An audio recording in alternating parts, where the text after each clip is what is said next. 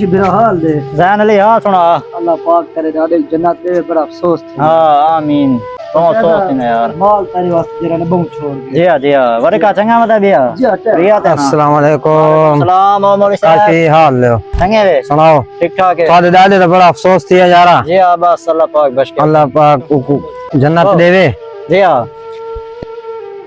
اللہ پاک تک صبر دے وے دادا تیرا مقرات خواب ملا بڑا خوش نظر آئے بڑا خوش نظر آئے کار یار بڑا خوش نظر آئے آتا خوشی دی گال ہے بہوں ہاں جی ہاں بس میں کو ایک نصیحت کی ہے وہاں کا میرے پوترے کو آکھیں چاہ اچھا جو زمین اللہ دا شکر وہاں کا میری بہت ڈھیک گئی بہوں ٹھیک ہے بہت ڈھیک گئی بہوں زیادہ ہے ٹھیک ہے وہاں کا کنال خانوں نے کون زمین ہی اپنے نامے کرواویں چاہ اچھا تے دو کٹے گنے چاہ ایک بچہ گنے چاہ